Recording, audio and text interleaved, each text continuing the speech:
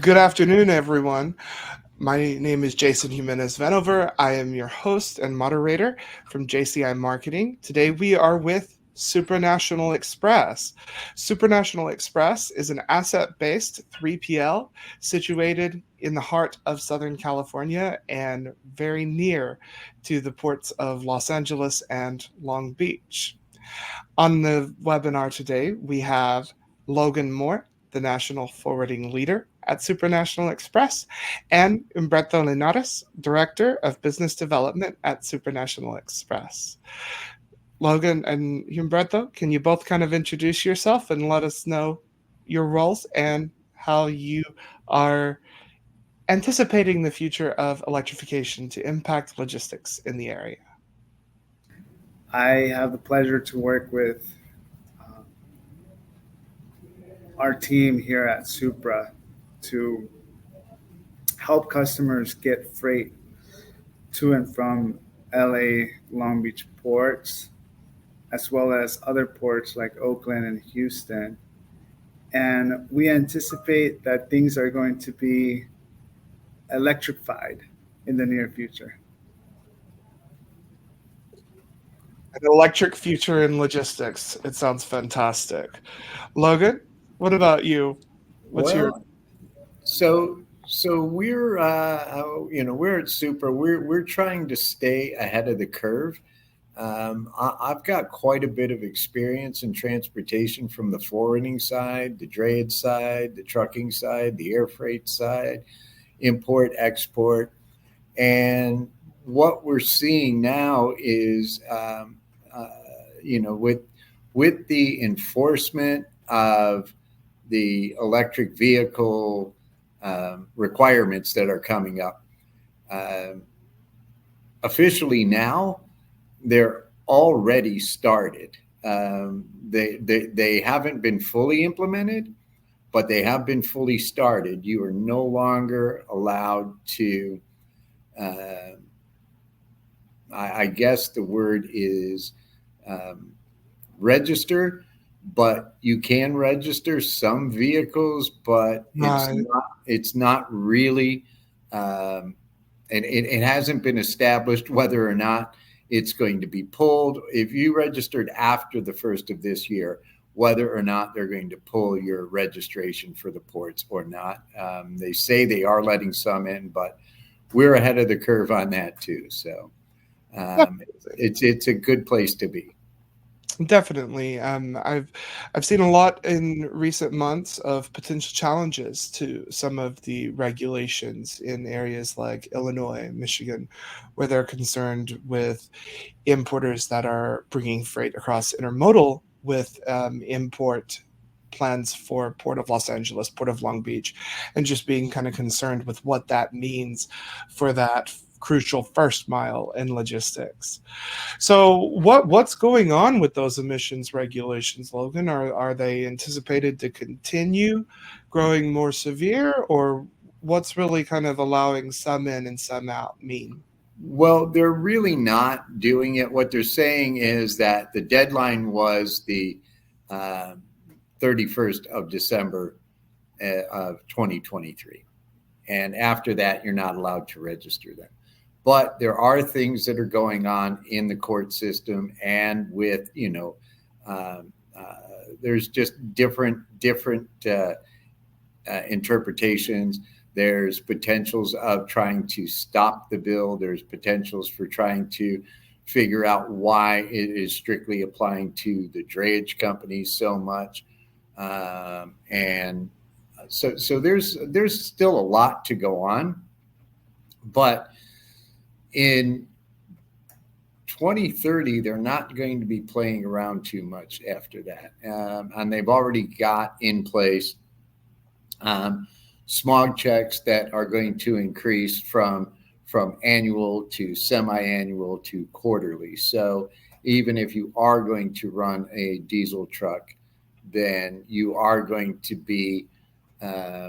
to have to be much more transparent, and you're going to have to be fully compliant with whatever the emissions controls becomes. Definitely, especially as those continue. And, as time passes, the trucks naturally are going to produce more emissions, especially if they're not properly maintained. So, Umberto, what are your thoughts on the overall state of emissions regulations in Southern California? Well, I always like to see these challenges as opportunities. There's a lot of opportunity for innovation, and there's an opportunity to get very creative on how to improve the current status of the regulations. And what I mean by that is there's technology that still is improving, and as it improves, the regulations will have to be adjusted. And Definitely. and that's what we would like to see more of, the technology and the regulations matching with each other. Definitely. We've seen many times in the past few years where the idea of supply chain optimization has been everywhere with, from TMS to drayage solutions to finding that just right balance to make sure that you're not only looking for the lowest cost provider, but also the right provider that's actually got all of the compliance initiatives in place. So, speaking of compliance, what are some of the core challenges faced by shippers as well as logistics providers like Supra or Supra itself in Southern California? Logan, what kind of Well, issues are well, occurring? I would like to, I'd like to say that there are several obstacles that need to be overcome, particularly in some of the areas where we do a lot of business. So you look at some of the products that are shipping out of the Central Valley, which where we do, I mean, we ship plenty of cotton, which isn't overly affected, but we also ship a lot of nuts, which is going to be overly affected because in the marketplace, when you're looking at almonds and pistachios out in the market based upon what the competitions are in the purchasing countries, right now we are currently utilizing day cabs, lightweight chassis, and effectively whatever thing we can do to keep the gross under 80,000 pounds and the loads legal. So we're using a light truck, a light chassis, containers we don't have any control over, but we are getting, 45,000 pounds of these nuts into a container.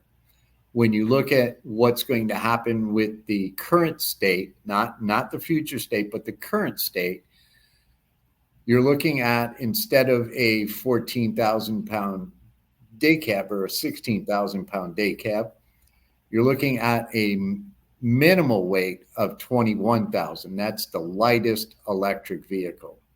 Problem Right. with the lightest electric vehicle is it doesn't make it to the Central Valley and back. You have to have a heavier one, which is 26,000 pounds. So you lose 10,000 pounds of cargo. Now, nationally, the government gives you 4,000 pounds of leeway. So instead of 80,000 pounds gross, you can go to 84. California only gives you 2. So that puts you at 82,000 gross. So you're losing 8,000 pounds. So instead of 45,000 pounds, even with the lightest chassis and trucks that'll make it there and back, you're going to lose 8,000 pounds of cargo potentially, which is going to kill the shipper on the market end if in fact this becomes the absolute way that it has to happen. But again, we're looking forward to technology. Technology advancements are pretty quick. So by the time that the final ruling of 2035, where everything has to be an EV, maybe they'll have that 16,000 pound truck. It's definitely interesting to see how nuts, if you pardon the pun, it can be to figure out the right way and balance of EVs versus, our diesel trucks. One of the things that has come out recently in some studies is that EVs in temperatures above 90 or temperatures below 50 tend to run even they have less energy output because they're actually using some of that energy just to maintain the battery temperature to begin with, even if it's not running. And I can only imagine how that may impact total distance availability with a single charge. Speaking of that, what about the infrastructure? Is the infrastructure in Southern California ready for a fleet of EVs? You want that Humberto? one, Berto? Sure. I mean, it's not. We all know it. I we've been working with a few partners to secure infrastructure, and they're telling me that the soonest, the most recent or soonest availability would be in March of next year. So even if I could get an EV truck today, I couldn't charge it or I wouldn't have infrastructure for it until March of 2025. There's other ways that we can go around that.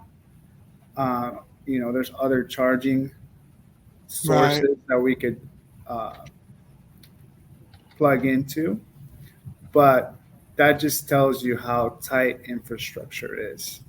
And there's only Definitely.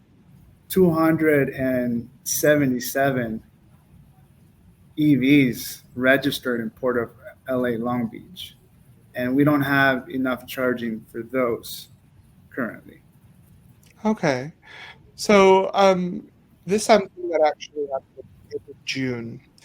Um, Port of Los Angeles had mentioned that they were preparing to install around 207 charging units around Southern California, including Rancho Dominguez, Rialto, Fontana, Commerce, and near the Port of Long Beach. Sorry, are those a viable option, or is it more looking at the infrastructure of, say, getting a charging station at the Supra National Express?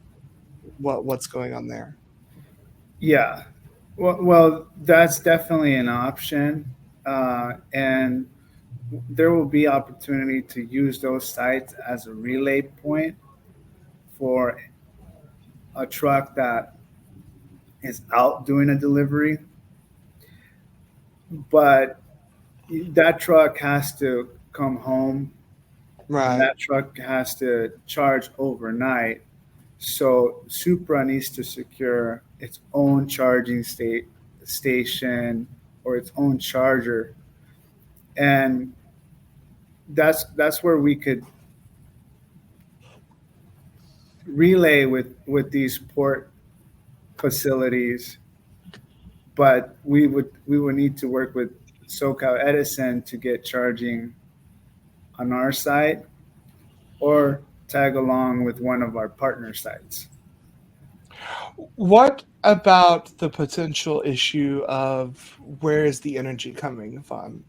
So, for example, in the Midwest, many places have seen a ton of solar panels installed on the top of facilities to help offset the amount of electricity they're using to charge, say, personal vehicles.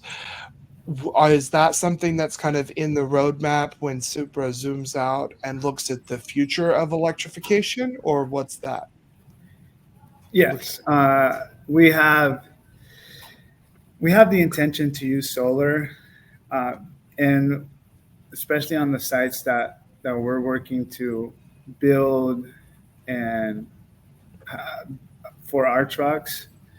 So to add solar to our sites is something that can reduce the cost of electricity, but it's only doing so much cost reduction. Right. We got a site that's running 20 chargers, and the solar only supplements for 10% Mm, of the total charging capacity. So if you think about a site with 20 chargers, it can charge 40 trucks in one day. The solar is only going to provide enough charging for 10 trucks. right. It's not going to provide more charging. Not even if it's sunnier, it's only going to be able to It's capacity. build Yeah, build charging for 10 trucks per day. yeah, definitely. I think that that kind of plays into the overall conversation of the infrastructure, both inside and outside of Supra. But the trick being that Supra is preparing for the future now rather than waiting about it. So yeah, we've talked a bit about that. What other issues have some of the Supra customers expressed in terms of wanting to embrace a green transportation future? Logan or Humberto, who Well, wants to answer that one? well, again, it's it's a catch 22. Um, Nobody wants to, particularly in Southern California. I mean, it's not a, I mean, there are people that are just against the whole idea of electric vehicles, and there's people that are head over heels about electric vehicles, and that's going to continue. But when it comes down to the business as opposed to the personal, it's going to come down to value, and and until it makes valuable sense, they're not, most people are not going to be interested in it. And if you look throughout the transportation industry, where do people try to squeeze the most money? They don't try to squeeze it from the manufacturer. They don't try to squeeze it from the steamship line. They don't try to squeeze it from the airline. They take whatever those people give them. They come after the truckers and they want the lowest rate, Yes, because that's what they see, and they think, well, I can drive a truck. But again, we have to look at it from a standpoint of, it doesn't matter whether or not you agree with it. Doesn't matter whether or not you like it. It doesn't matter whether or not it's going to cost you more. When it becomes the law, 100%, you're going to have to deal with it. We're just preparing for it. So hopefully, by the time comes that it has to be 100%, we're prepared and we're able to offer the best bang for the buck, because we'll be more experienced than most people in the same potential area. And if we're more prepared, and again, you know, Humberto was talking about only being able to charge 10 trucks.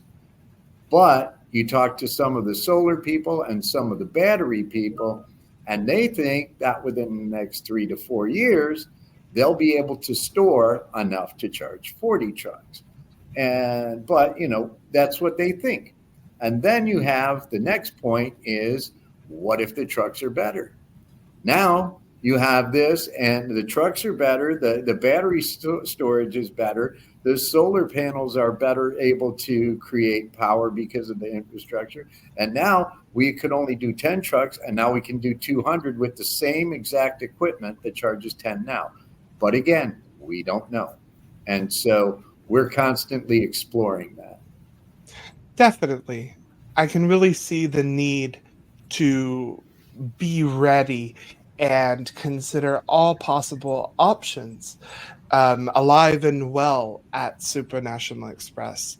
Speaking of that continuous exploration of how to be better and add more value, Humberto, would you like to tell us a little bit about what Supra has done in the past with near zero emission vehicles? Yes. So our company, being that we're in California, has to evolve a lot faster than a company in Texas. Uh, I understand that. As a Texan, I understand that. yeah. So we've had to keep up with the evolution of the ports of LA and Long Beach, and they're moving fairly quickly, faster Right. than any other port. So we went out and we got near zero emission trucks. Twenty What are the percent of our fleet became CNG trucks, and we were able to get grants for these trucks. amazing? And now these trucks don't qualify for the clean truck uh, fee Fun. waiver.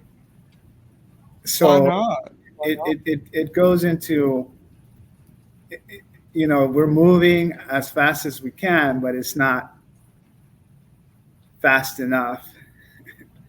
And at the same time, we take the challenge head on, and we've been able to do some really cool projects with our CNG trucks.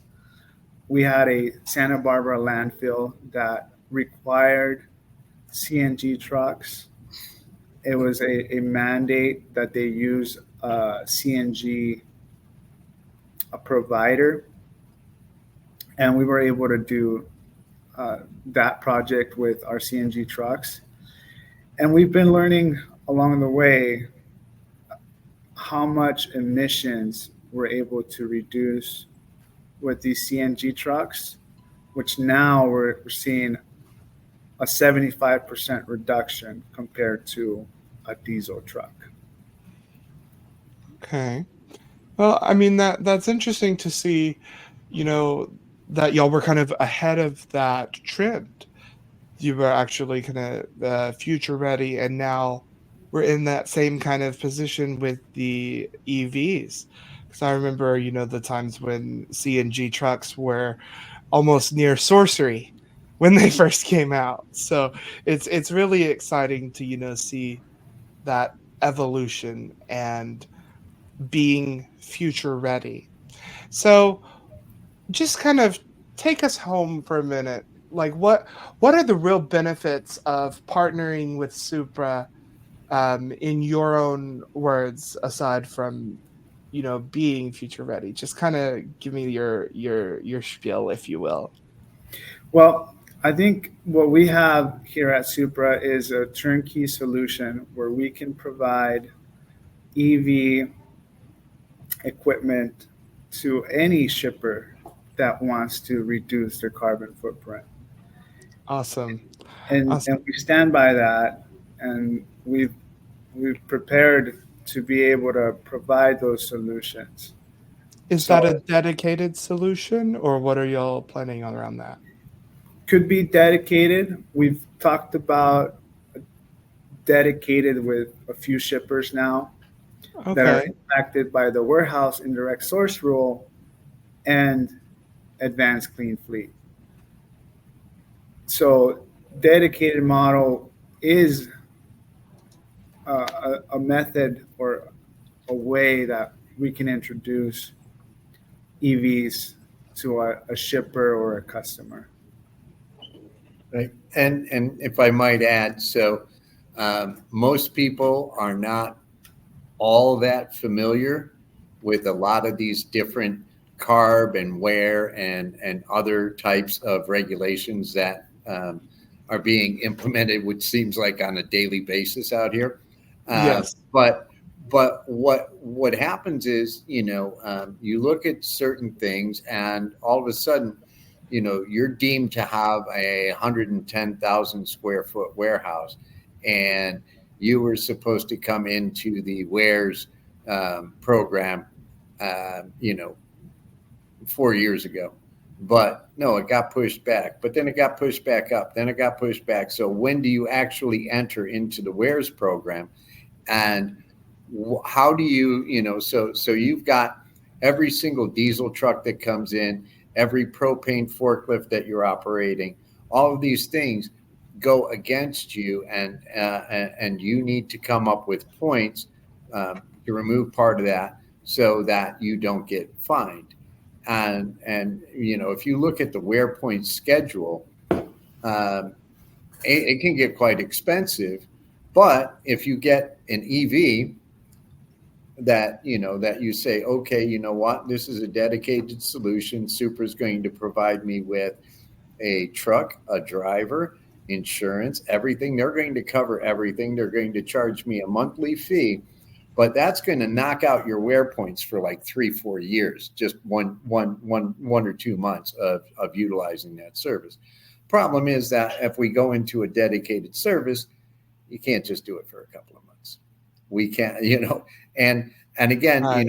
we're looking forward, because the way that this appears to be is that you're not going to look at the electric vehicles today. I don't believe in 5 years from now they're going to be under the same constraints that they are today, Right. because this is the first issue. Definitely, as it evolves. I mean, we're still what, 11 years out from the full mandate in, right? No, isn't that correct? Right. And if you use the TVs, well, the plasma TV came out and it was the end all be all, and 2 years later, plasma, what are you, crazy? Right, and it would have the Supra logo burned into the bottom of it, and now it's evolved. So I think it's really exciting to see all of these, especially when we start talking about the WARE program. And for anyone that's unaware of what WARE is, some of our shippers further outside of California, Logan or Humberto, can one of you kind of walk us through briefly what that is? Yeah, so it's the warehouse indirect source rule is falls within the Southern California AQMD jurisdiction, and it keeps track of any diesel truck idling at these facilities. And there's a size mandate. So I believe if you're 100,000 square feet of warehouse space currently, you have to report at the end of the year the number of visits that you had Okay. and the type of engine that visited your facility. And that starts giving you a matrix of how many wear points you need. And there's a menu of how you can earn wear points. You can earn wear points by having a CNG truck come to your facility. You can earn wear points by having an electric truck coming to your facility. You can earn wear points by installing solar The panels. infrastructure, yeah. So there is a menu of these different wear point activities, but it all comes down to the number of visits that your facility will have per year will determine how many wear points you need. And any wear points that you do not meet will cost you $1,000. I see. And I'm sorry, but we're talking California here, with the air quality people. So I just want to let people know that we say CARB, that's the California Air Resources Board, and AQMD is the Air Quality Management Department. So um, the number one thing that California does, other than affect uh, how the transportation business works, is they create acronyms for everything. According to Matt from the Harbor Transportation Association, that's their secondary job, is to create acronyms. Well, that sounds like an interesting um, job, I guess you could say.